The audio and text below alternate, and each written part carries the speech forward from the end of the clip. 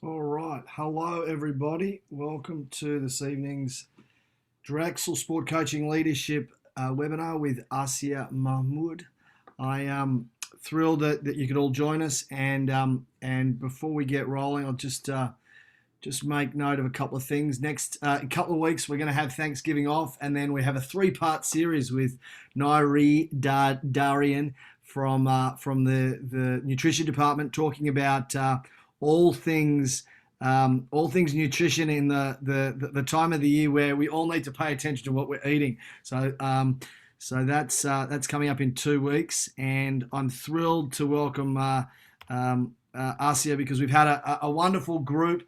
Ann Davis a couple of weeks ago with USA Tennis, Anna Swisher with US weightlifting, and very happy to have a representative back from the Drexel Athletic Department. And Asiya and I will be chatting this evening about handling the pandemic, and what a journey we've had in the last 10 months. This is our 33rd webinar, and looking forward to our conversation tonight. So Asiya, welcome. Good to see you. Thanks, Cam. Yeah, I'm so happy to be here. Tell us a little bit about what's going on for the program right now. Yeah, right now we're just finishing up our water segment. You know, we had the ability to be out there for 5 weeks, and I think a lot went into that in terms of picking athletes that could actually do it, letting the athletes know what to do in order to, make sure they're on protocol of getting tested, and then actually executing. So it was really great to be able to have them out there for so long. Feels like we just started and now we're wrapping up, but it's been great. And now just kind of transitioning and trying to frame mindset going into the winter. How is that mindset of the group as they go into to another winter, but not your normal winter? How's everyone managing it all? I think they're doing pretty well, and we just have almost two different factions of like the on the water group and then the online group, and how we had to make sure that everybody was still really engaged. I think for the on the water group especially, just really grateful, and really expressing gratitude of like being out there, from the equipment we're using to being able to use someone else's boathouse to everything. They're really, really grateful. And I think that they're looking forward to that shot at a winter season since they worked so hard last year and got through it and then just had it end, and just really making the most of it. Yeah, we talked today, next Monday will be 8 weeks from where we're supposed to return. So how do we frame that and really just keep everyone bought in and excited about moving forward? Yeah, I was having a conversation with some coaches over the weekend about how critical the winter is. It's sort of like it's a level playing field in the fall because everyone does the same thing, and then when everyone gets back in the spring, everyone pretty much does the same thing. It's the same workouts, pretty much the same routine. But the winter is such a critical period. How have you guys framed it? Has it been different on the coaching side for how you framed this winter? Knowing that who knows what's going to happen coming into the new year. Yeah, I don't think that we've framed it any differently, and I think we've always done a really great job of putting it back on the athletes in terms of them being accountable for their success, especially in the off period. We are a school that starts later than most schools. So it's like, what are you doing over the summer, to stay in shape and be ready to go? Because we're already, a few weeks behind everybody else. Same mindset, how do we make the most of these next few weeks and really jump in? Because it's almost like it is level that everybody's going to be on their own very soon. Can you get ahead while everybody's having the same break? Yeah. And then in terms of sort of how we got here, take us back, sort of what lessons have you and your coaches, the team, how have you guys sort of figured out what to do during this strange time of having athletes on the water, but also having athletes training remotely? What have sort of been some of the lessons that if you take us back to sort of March, what's come of this time, of being on and off the water? Yeah. Well, if I go back to March, when everything was shut down, it was literally the week after our spring kickoff banquet. And so we're like, wow, not 1 week later, we kind of had to end things. And I remember the same way we left is the same way we just started up this segment. And I said, be grateful that we are on the water today because we don't know what's promised tomorrow.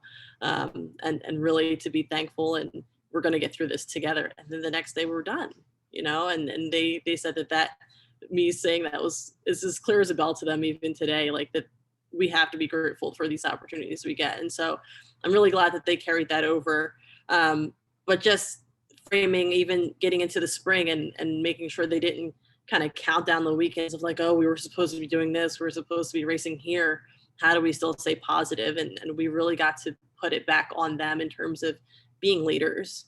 I think that everyone was going through the same thing in terms of the pandemic, but really presenting the athletes with an opportunity for leadership and to lean in was really great for growth. So through the spring, we got to let them lead a little bit of like a 10-week series with our recruiting. And it was so crazy to see them kind of take the lead on that. They were called Dragon Talks, and we just had them present a different topic. Like we came up with them, but they did all these presentations and they got so into it. It was competitive. It was like, coach, whose presentation was the best? And it was just so cool to see that like they were excited about something still, and even, in the future of the program. And then as we kind of got into spring and summer, the summer we would typically not be in contact with them, but I think a little more of them reached out, making sure that we knew that they were doing all right and, staying safe. And then coming into this fall, like I said, making the decision of, okay, we're going to be able to have students on campus. How is that going to work out? And how do we still keep everybody involved? And they already had these small groups from upperclassmen to freshmen that they were supposed to check in. So I really think we started it off in the right way, that you have people that you're accountable for. Make sure you reach out to them because you're not alone. And it could feel really isolating during this time if you're not communicating with others. So just really giving them the opportunity to lead has been critical. Yeah. I think one of the major themes and probably one of the unique aspects of these conversations over the last 9 months with coaches in different areas has been this theme of, adversity really reveals the true character of programs and coaches and leadership and the athlete the athlete culture. Can you speak a little bit more to just some, maybe an example or two of what you've seen with the way that the student athlete group has responded to, the adversity, but also making the best of what continues to be an unusual and a very unpredictable time for what we're handling. Yeah, I think one of she'll be in her 4th year this year, coming out of her 3rd year. She decided to take it upon herself of like challenging each of their individual like working groups, like, hey, we're going to put this workout as a challenge and just like see who does the best. And I'm like, I have no idea who's doing what, but I'm so happy that you guys are like motivated by the idea of, completing the same thing or just buying into working out together, even if you can't be together. And just them knowing that the growth, and we've kind of talked about before, Cam, like the growth mindset, like they can either kind of stay where they are or they can build and they can learn from these challenges. And so I think that's really been a big thing, like the mindset and the willpower have been really something that we kind of dialed into. And I think that they, whether they know it or not, they're doing so much better with. Yeah. I think that, let's go there with the growth mindset, because I think, Carol Dweck's work gets thrown around everywhere now. Everywhere I go, I was on a call earlier today with some K through 12 community leaders in and around the Philadelphia area, and they were talking about how do we in sport, sort of facilitate the growth mindset. I the only thing I can think of is competition. Without competition, I mean, you have no better example. But given that there hasn't been the typical on water, competitive aspects of what we do, how have you guys been able to sort of keep that drive to move forward and get better, knowing that the essence of what we do as racing has been taken away for many for almost a year now? Yeah, I think that we've just grown our profile of what we're discussing, even like our growth and adaptability into challenging ourselves to have even tough conversations has been huge. I think just we could talk about racing and we could talk about beating teams, but talking about like global issues, like that's something we haven't done before. And that's a huge area of growth. And to see that they're kind of leaned in and excited about having those conversations and being introspective about how can I improve myself, how can I improve my team, my community, my university, and so forth, has been really beautiful. So I think that, you took away the competition, but really built on one really crucial aspect of their development is people. And that's been really great to see. Yeah. And then how does that connect with conversations you've been having with recruits and those that are interested in the program but really unsure of what you're looking for, knowing that there isn't the typical measures of an athlete's performance, and how have you been able to sort of showcase some of the qualities that you're speaking to of the program to those interested in joining you guys down the track? Yeah, I think it's actually become more personal, and just even it just feels like we have so much more time to get in depth. Like the I would have never zoomed a recruit before, unless they were like in nationals. So just zooming with these recruits and their parents and just making sure they have an understanding and doing one-on-one, and then the full staff. It's just become so much more critical. And I think of course they have the on campus experience when we had the the visits, the official visits, but being able to connect them with the student athlete and really just letting them see the genuine character of the athletes as well as us. I just feel like they know us on a much deeper level. And that way it was almost easier to have the conversation and make sure that they know they're where they want to go. And I think a lot of the time we've talked about fit, or when you go about these metrics of like the 2K and then the height, weight, yada yada. But now it's really about adding, how can you add to the culture of the program? And we're all coming from these really different experiences in terms of the pandemic and backgrounds. How can we add and how can we make the program better? And that change in conversation has been really cool. Yeah, it's been interesting to see how different people have reacted, and I know that that's a conversation I've had with you know high school athletes and also their parents of, oh well, the college coaches aren't going to want us anymore because they won't have seen us racing, and I've tried to challenge those with that perspective to say, well, these college programs still need athletes. They're not looking somewhere else. They so what are some of the things that you've done to sort of have you done any additional outreach? Have you looked at different areas, or has it been sort of the same approach, but just obviously going online and sharing the experience of being a Drexel athlete, student athlete, online? How have you done that?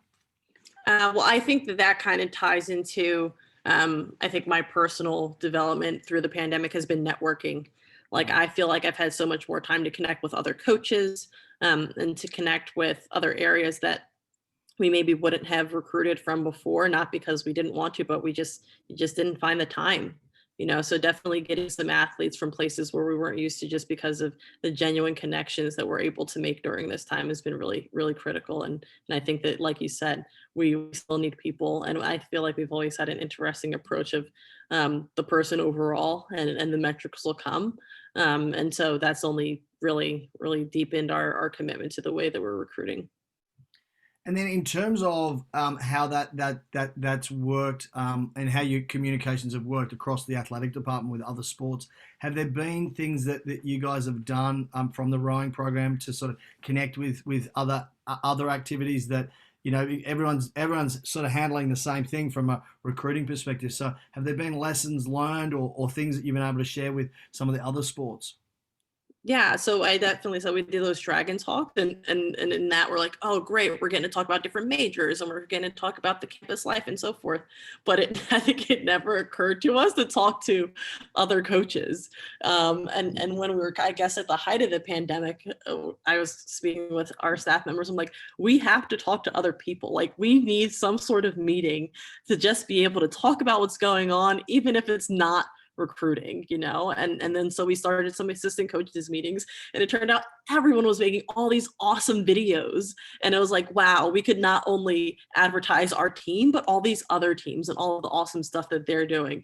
So I think just at the right time, like we all, and everyone else was thinking the same thing, so it's like we're all kind of in these silos and thinking about, oh, how do we do better? How do we do better? But the pandemic presented the excellent opportunity to actually do it. We can all take an hour out and jump on Zoom and connect and just have this beautiful exchange of ideas and just keep all of our own programs like running well, but just really interweave ideas like from field hockey and swimming and diving, what are their best practices and so forth, and then just make the whole department better. And again, only having been around for a couple of years, I have noticed not only face to face as an athletic department, but also in this virtual space that there's an energy and there's a collaborative connection across the athletic department. But even more than that, there's that family feel, and I'm really jealous of you guys and wish there was a way we could share this with more people, because it is something really special. And I think one thing that comes from that, I'd love you to speak to just the idea of, it's not only about everybody in the athletic department, but there's also a self-care aspect, which I think is very unusual in coaching. I think most coaches, it's more is better, and we have to just take every moment we can to be better. And I do think that there's an element of balance in not just what you guys are doing in rowing, but across the athletic department. So I'm wondering if you could talk a little bit about that idea of self-care and how you guys sort of keep each other accountable in terms of that balance. Yeah, I mean, like you said, I feel like we do have something special in terms of our department, but we all need to be able to utilize it. Like there's so many times, like before, like you walk down the hallway, oh man, I wish I could ask so-and-so to lunch, right? And it's like, just go do it, right? And now you can just send that email and just say, hey, I've really been wanting to catch up with you, or I think that there's always been like different groups that, soccer's with the business office and they're just going to go grab coffee. It's like everybody really understands that, at the heart of it, like we're all people and we have lives outside of the four walls of the athletic department, but within that we have so much to offer. And then I think there are times where like we said, at the height of the summer, there was a lot of things happening like globally, and even within, the US, and it's like, how do we, like you said, self-care, and take care of ourselves there. And I think it was really great for the department to bring those topics up, and have discussions of, our mental health and making sure, even individually, like having boundaries of like, okay, like I've reached my limit, and it's okay not to be okay sometimes. And just being able to have that kind of support within the department has been really special. You've touched on it a couple of times, but in terms of sort of, the broader nature of sport, and we have made inroads from a diversity, equity, inclusion perspective in sports like rowing to broaden participation, but we certainly have a very, very long way to go, and that's not only in terms of participation, but also in coaching and leadership and administrative positions. What have been some of the things that you guys have talked about in terms of just sport in general as a real vehicle for change and impact on the community, but obviously some of the challenges that we are dealing with right now? Yeah, and I think, like you said, sport has been just, especially, they can look at their own lives and see that it's been such a vehicle for change. What opportunities has it presented them, and how can we make our sport or our university better? We've been able to have conversations with DEI experts. We were able to have Arshay Cooper come in and speak to our team about his experience in terms of rowing, and just answer some of the team's questions. And we were able to support them by purchasing his book, and making sure that they could read it, and just kind of going a step further, and making sure they're having those conversations. I think they've always been willing to be involved in the community, but I think that this is one aspect that they're kind of putting their attention to now. Like, how can we make sure that our environments are welcoming? How can we make sure that we're really stepping up to the plate, and even re-examining ourselves and making sure that we're going to be able to be supportive to others? And that's been really cool. Yeah, I think that's been again one of the great things that I've seen across the university has been not just opportunities to have dialogue, but really to take action.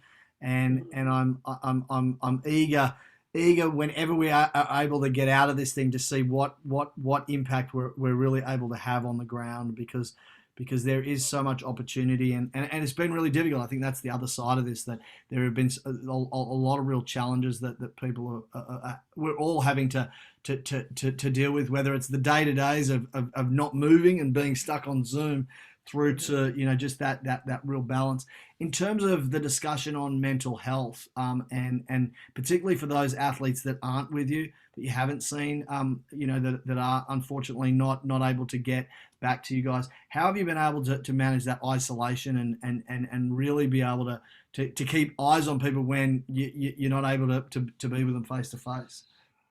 Yeah, it's tough, because it's like, okay, I'm going to manage all these schedules and check in, see if this is a good time to call her, or we're going to have the full team meeting. It's like making sure everybody has their cameras on, but also balancing, like, maybe somebody's not having a great day and they're going to have their camera off, you know. So I think it's been challenging, but at the end of the day, everyone's kind of doing the best they can in terms of making those one-on-one connections. Like, okay, this week we're going to check in with the freshmen one-on-ones. This week we're sophomores, juniors, seniors, and so forth, just to really hear their voice, see their face, and just know that they are cared about and supported, even if we can't be with them every day. And then in terms of your own coaching, have you noticed anything that you've done differently? Just in terms of your own approach to the job, and how you've approached the job of coaching now that it's a different game for all of us. So how has that evolved in the last 9 to 10 months? For sure. I mean, every summer I'm like afraid to get rusty. So I'm like, okay, what camps can I go to? Where can I make sure I've still got like my coaching voice? But this is just like a whole different ball game. And so being able to do all of these Zoom, workshops, and just making sure, again, the balance, so you can't sign up for every single one. Joining those has been awesome. Working with US Rowing and doing the level 2, like, even though it's stuff that I know, and just reevaluating, like, okay, how can I teach this, or how can I make sure I'm connected with this? Joining coaches groups, even within the CRCA, whether it's the main group or even the DEI group, has been awesome. And then being involved in a Black coaches group for rowing coaches, and just kind of bouncing ideas off of them. It's just been so helpful to hear and collaborate with other people. And I think that has helped my coaching. When we got back on the water, not feel the pressure that I normally feel. I felt like, one, it was an opportunity for sure to get back on the water, but I felt like very ready for the moment. And I feel like that showed in the athletes in terms of like their engagement and their enthusiasm for what we were doing. In terms of just taking that a little further, in terms of just what some concrete examples of what you feel like you were able to do over the summer. The removing of silos, the sort of connecting and interacting with others is certainly a theme of what you've mentioned. Is there anything in particular that you can think back to that you probably hadn't done previously, that you wish you had done a year or two earlier? Might have helped along the way.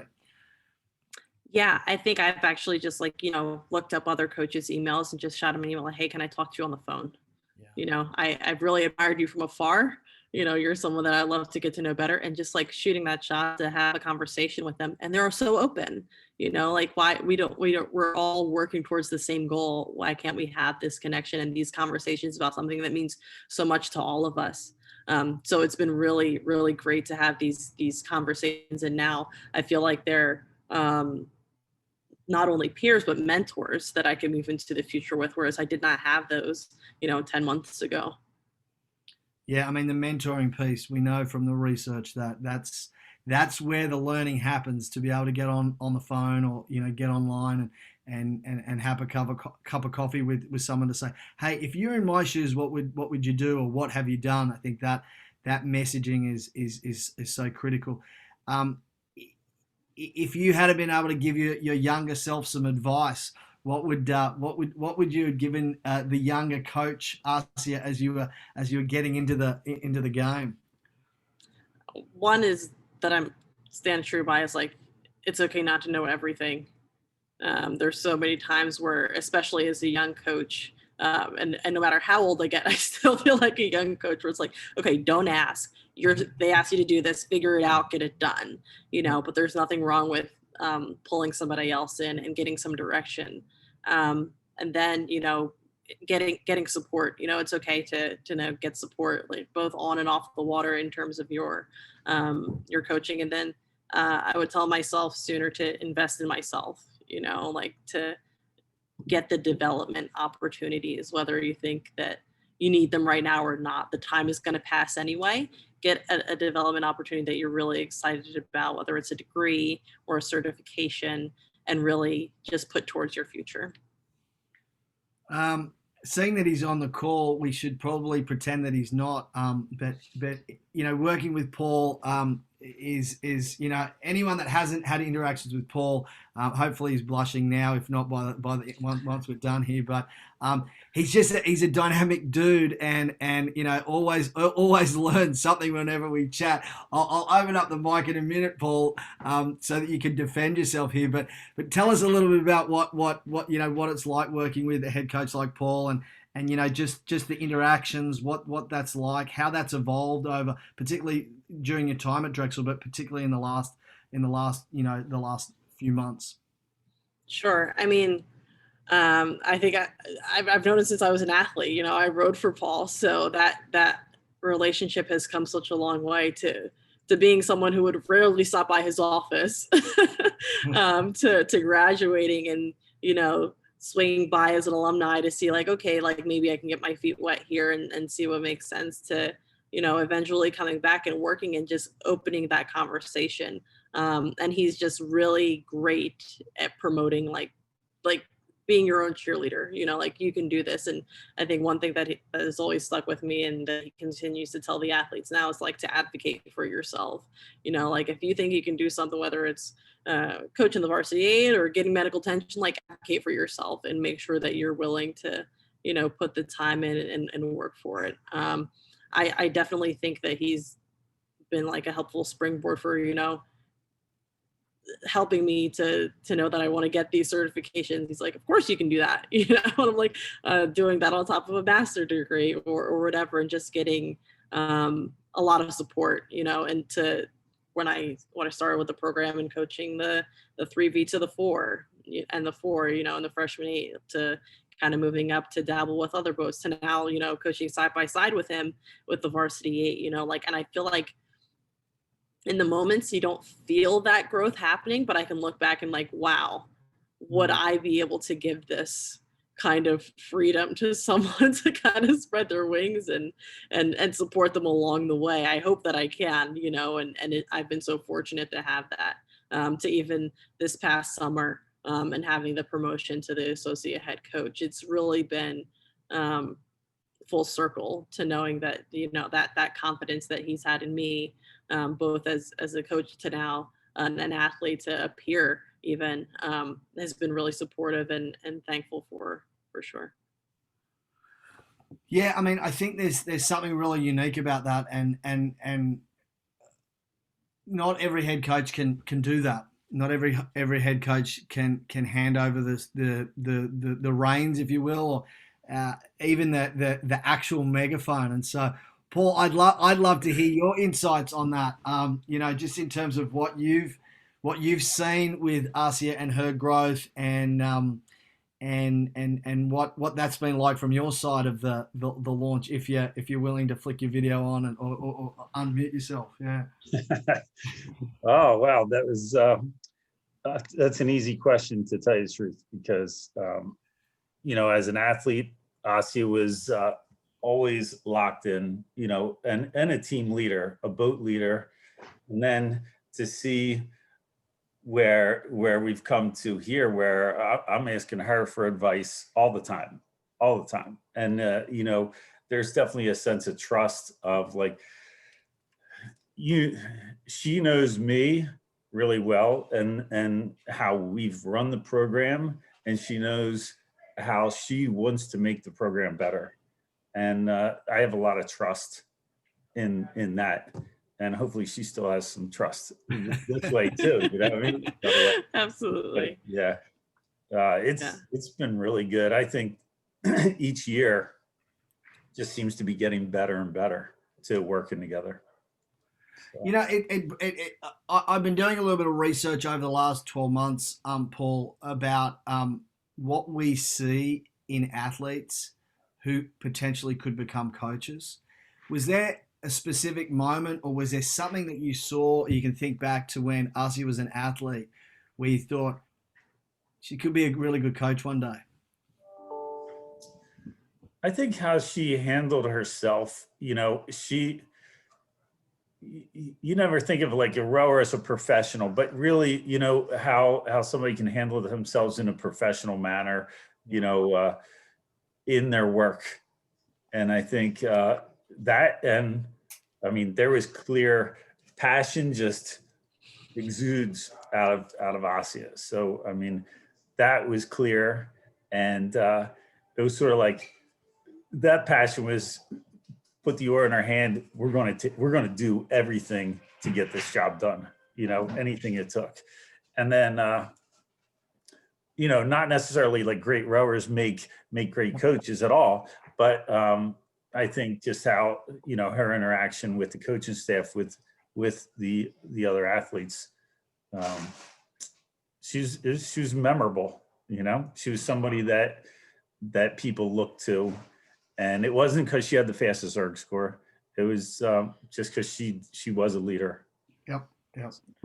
And Asiya, I'll push that back over to you so you can defend yourself on that one. Was there a moment there where you thought, "Hey, I want to give this coaching thing a crack," or was it the tap on the shoulder? Which came first? Was it you made the decision, or there was the opportunity?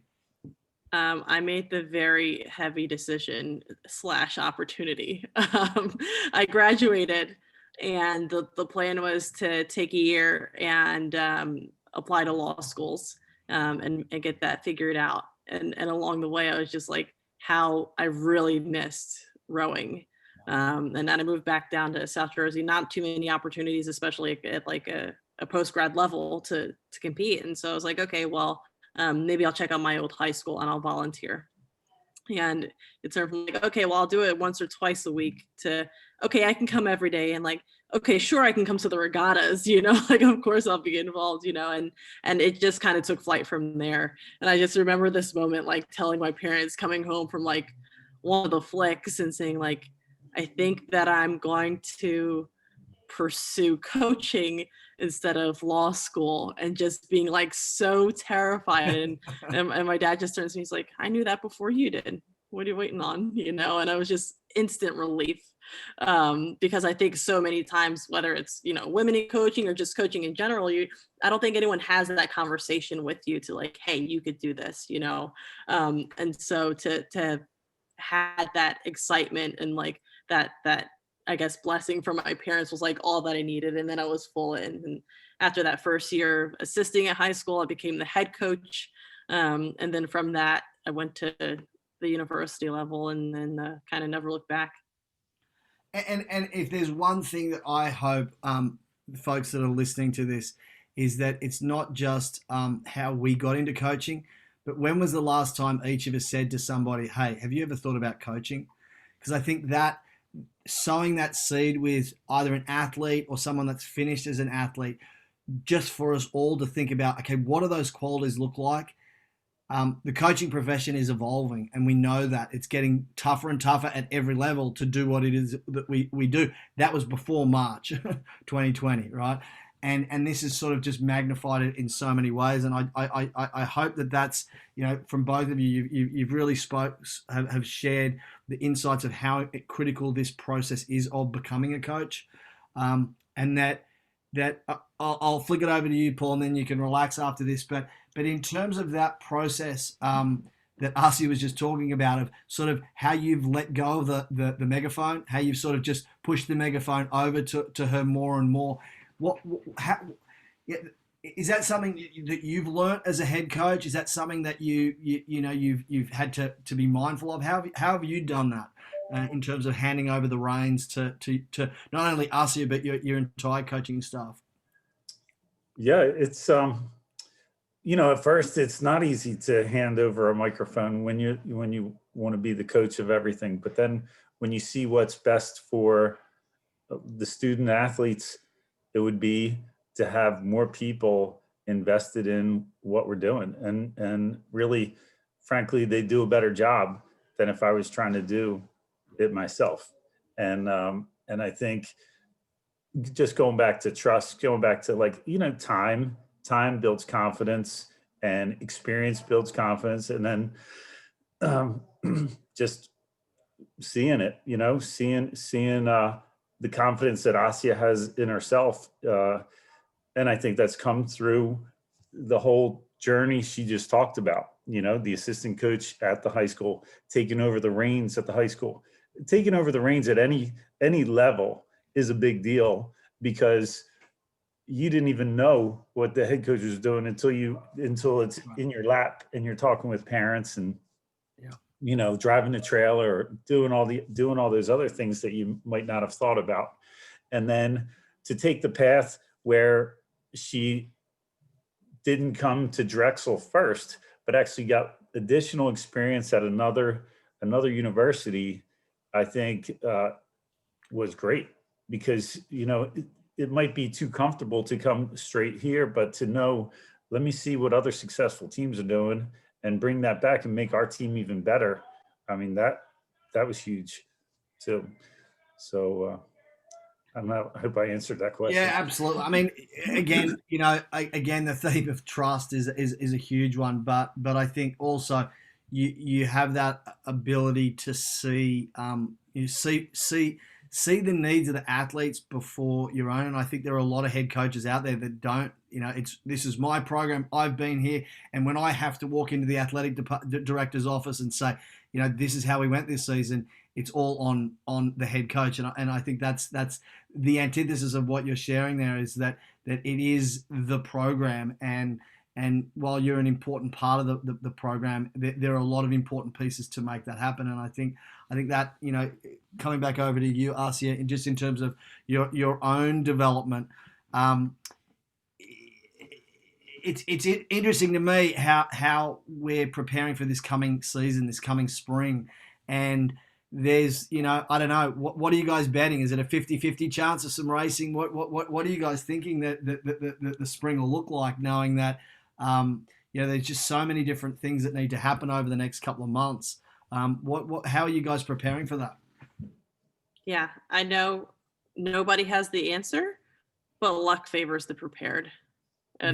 And all we can do is be ready if that opportunity comes, the same way we'd be ready last year if it was a 2-week thing like all of us were thinking it was going to be, and then ready to come back. The more prepared we are, and adaptability is being prepared, so whether we're going to do it or not, I think that it's just in our best interest to prepare the team and to continue to be flexible and continue to have a mindset of, this is what we're working for, and then see how everything plays out. Yeah, there's the challenges on that river. I'd love you to just talk a little bit about what's happening on that river, particularly because I know there's always things going on in Philadelphia, and the Schuylkill is no better metaphor of Philadelphia than the river. But do you want to just talk a little bit about the adaptations you guys are making right now with all that's going on? Yeah, I mean, there is a long needed dredging project that was to begin this summer, but thanks to COVID, was discussed to start happening a little bit earlier. And so Philadelphia just, the boathouses need their river dredge. You can't put your boat in a few inches of water, and then making sure the lanes are fair upriver. Like you said, Philadelphia always has something, and it also has a turn, right? So just making sure those lanes are fair.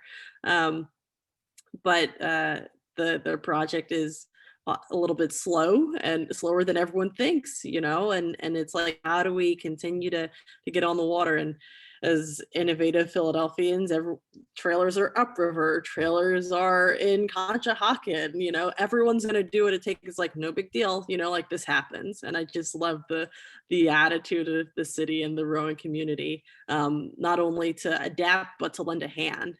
All boats that are upriver would never usually row upriver and kind of had to get permission from other boathouses. And even our own program, getting permission to row out of another boat club here on the row. So it's the safest and best way for our athletes to get there. Like that was awesome, and so just really lending a hand to everyone and hoping that come 2021, everything is done with the project of dredging.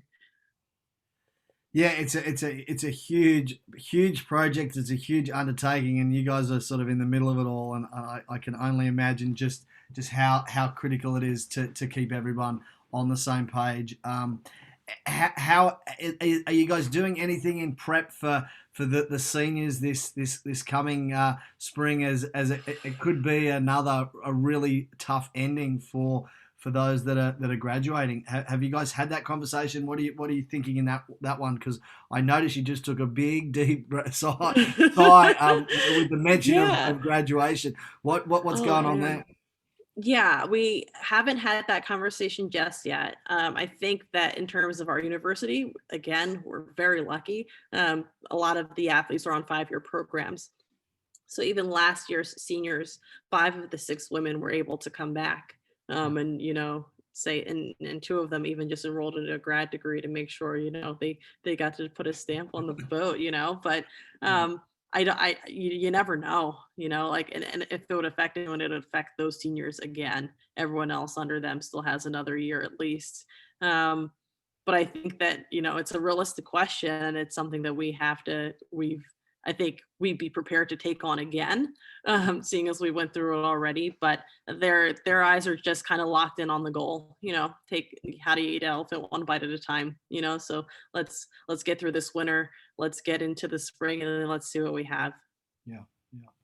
And I love that approach. I think I don't ask this question very often, but I'd love to hear your thoughts on how the interactions between the men's and the women's program has been, particularly during the lockdown. Because for me, I've seen so many different programs, and the general theme is they're separate programs, and I think you guys really display it in so many ways that it is it really is under one roof. And so, do you want to just talk a little bit about that and how you guys make it work with not everyone has unlimited resources, whether it's the erg room, the boathouse, the sharing that goes on, because I think that's another real quality of what you guys are able to do, not only as a coaching staff but as a whole program. Yeah, I mean, I think we're just really lucky to have Paul, because he kind of stewards that atmosphere. There's no way to go but to work with each other and to work together, and that's what works out best for the athletes. I think that even if we were 2 separate programs, they would talk to each other anyway because they love rowing. Who else are you going to talk to other than the people who do what you do? But the athletes always receive the coaching both sides very well, to even planning out a practice during quarantine, like, hey, let's do some pieces the same length, and maybe we can make a team tally and then add them up together. I just don't know that everybody gets to do that, and I think it's really unique to be able to work together to even just simple things that seem like no brainer, but just work around each other's schedules. Like, oh, I have this Zoom meeting. Can anybody help out with this boat this afternoon? And it's like no problem, and so we just really are fortunate to be supportive of each other and to make things work in the way that we do. Awesome. Always appreciate the insights, and if anyone's got any final questions, I'd love to open it up. Either throw them in the chat there, or just unmute. But I think certainly in the last year, Asiya, I've seen a couple of things that have happened with you, and one has been it's not just a confidence, but I think that there's an awareness that you've been able to develop in terms of just your interactions. And I think for me, one of the big things that we've been talking about certainly in the last sort of 4 or 5 years of coaching education is moving beyond the what to coach. This whole idea of, okay, how do I change the pitch, or what should our race plan be, and more to the how to coach, of how do we be better communicators, how do we be better facilitators of learning, how do we really show an example. I think that's the one thing that's been really striking for me, and I hope that you recognize that, but B, I think there's a generation of coaches that are sort of in your scope of influence, in your sphere of influence right now, and I'm looking forward to sort of seeing what comes of that, because we certainly need more people like you in coaching, and I think that that what you're doing is really important, and so from that perspective, is there anything that I'm thinking of, what are some resources, what are some things that we sort of from a broader perspective can provide, you and coaches that you come in contact with to sort of help. It's not an easy job. There's not a lot of money, and particularly I think, particularly when we see some of our, those that we went through school with that are sort of having much more lavish lifestyles. They don't get to coach every day, but I'm curious just in your thoughts in terms of, some advice to those that will listen, and I know there's a few people that'll listen to this that really will pay attention to that. But can you give us some advice of what we can do to help you and those that will follow you in terms of the coaching you're doing and keeping you guys engaged and in the business? Wow, that was a loaded question. I think something is, sorry, my dog's shaking. I think just like support, and creating that network. I think a lot of time, especially as a young coach, you don't know how to make that network happen or to how to get those connections or the mentorship. And I think that what US Rowing is doing is great in terms of like facilitating these opportunities for the coaching education, and that was one of my first exposures to being a coach. As soon as I had the money, I did it, and I wanted to really make sure that I could, get some experience under my belt. But I really do think that everything really comes down to who you know and having those connections, because it just makes it so easy to stay when you know that not only you love what you do, but other people that love what they do too, and they can kind of help shepherd your way and foster the development of your coaching and bring you forward in the future of the whatever sport community you're in. Yeah, no, you're right. I mean, the networking aspect, I mean, that's everything. And I think that's the one thing that we bring to the table as a sort of the rowing family in some respects, but it's also much broader than that. That it is the coaching and the sport world that we live in. That it is a lot of it is what you know, but also who you can connect with is a critical part to that. So, I think. If you're good with it, anything else that you wanted to share or add, or otherwise we can put a pause on this conversation until the next time. So no, again, thanks, Cam. Thanks for having me. I'm really excited to continue with the team. Hopefully we'll have a good conversation on the other side in January, and good luck to everybody else out there. Awesome. Well, thank you very much for your time. Thanks everyone for joining us. And I'm going to press pause on the record here.